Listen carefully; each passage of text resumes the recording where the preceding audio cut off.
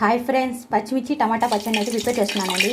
ముందుగా కడాయిలో ఆయిల్ వేసి వేడెక్కాక జీలకర్ర, ధనియాలు, 4 వెల్లుల్లి రెమ్మలు, కట్ చేసిన ఉల్లిపాయ ముక్కల్ని, పొడుగా కట్ చేసిన పచ్చిమిర్చి ముక్కల్ని యాడ్ చేసి ఫ్రై చేసుకోవాలండి. మా సైడ్ గుంటూరు మిర్చి ఘాట్ ఎక్కువ అండి. ఈ ఘాటుని బ్యాలెన్స్ చేయడానికి 4 దొండకాయ ముక్కల్ని కూడా యాడ్ చేస్తున్నాను. ఇప్పుడు ఈ పచ్చిమిర్చి దొండకాయ ముక్కల్ని మెత్తగా అయ్యే వరకు మగ్గించుకోవాలండి. ఇప్పుడు ఇందులోకి ఒక రెమ్మ కరివేపాకును, సన్నగా కట్ చేసిన టమాటా ముక్కల్ని యాడ్ చేసి టమాటాలు మెత్తగా అయ్యేంత వరకు కుక్ చేసుకోవాలండి.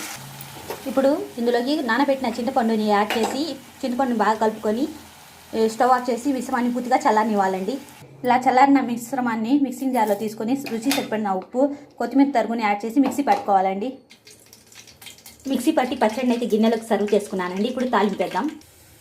గిన్నెలో ఆయిల్ వేసి వేడాక పోపు దినుసులు, కరివేపాకు వేసి చిప్పలాడించిన పోపుని పచ్చళ్ళు వేసి కలుపుకుంటే టమాటా పచ్చడి